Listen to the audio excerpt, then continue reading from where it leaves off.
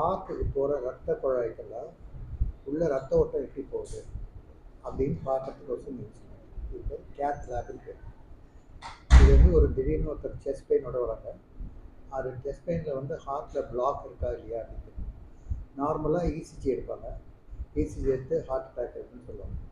ஆனால் heart attack இருக்குது இல்லைன்னு. ஆனால் செஸ்ட் பெயின் இருக்குதுன்னா அதுக்கு ஒரு ப்ளட் டெஸ்ட் பண்ணுவாங்க. அந்த ப்ளட் டெஸ்ட்டில் இந்த மாதிரி ஹார்ட்டுக்கு சம்மந்தப்பட்டதாக இருக்கும் அப்படின்னு தெரிஞ்சதுன்னா அப்போது நெக்ஸ்ட்டு செக் வந்து ஹார்ட்டு டீட்டெயில்டாக பார்க்குறதுக்கு அல்ட்ராசவுண்ட் பண்ணி அந்த ஹார்ட்டு செக் பண்ணுவாங்க. எக்கோ கார்டியோகிராஃபி பேர். அதுக்கு அடுத்த ஸ்டெப் வந்து இந்த மாதிரி ஆன்ஜியோகிராம்.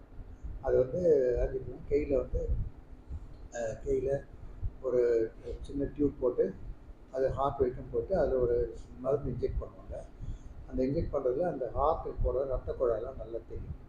ஸோ அது இப்போ நிறைய ரத்த குழாய் இருக்குது ஹார்ட்டுக்கு. அதில் ரத்த ஓட்டம் கரெக்டாக போகுதா, அதில் ஏதாவது அடைப்பு இருக்கா அப்படின்னு தெரியும். அந்த அடைப்பு இருந்ததுனாக்க அந்த அடைப்பை எடுக்கிறதுக்கு இந்த ஸ்டென்ட்டுன்னு ஒன்று இருக்குது.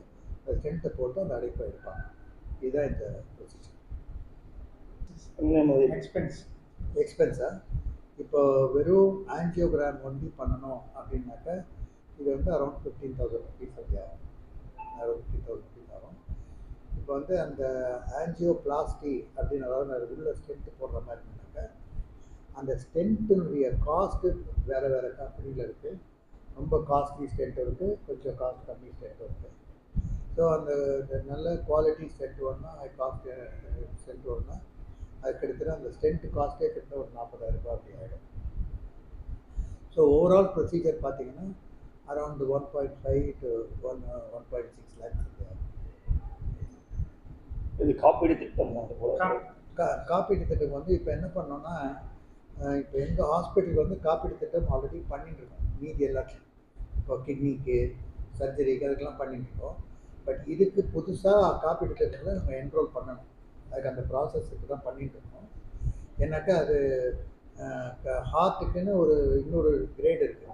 ஸோ அந்த ஹாஸ்பிட்டல் கிரேடு இப்போ இந்த எக்யூப்மெண்ட் வந்துடுச்சு அப்படின்னா அவங்கள்ட்ட போய் சொல்லி இங்கே அடுத்த ஸ்டெப்பு போகணும் அப்படின்னு சொன்னோன்னா அவங்க பண்ணி கொடுப்பாங்க. பட் ஜென்ரல் இன்சூரன்ஸு இருக்குது. ஏதாவது பேஷண்ட்டுக்கு வந்து சப்போஸிங் இன்சூரன்ஸில் இருக்காங்க அப்படின்னு சொன்னாக்கா அதுக்கு இங்கே இதுதான் இந்த விஹெச்எஸ்னுடைய ஹானரரி செக்ரட்டரி அண்ட் சிஇஓ.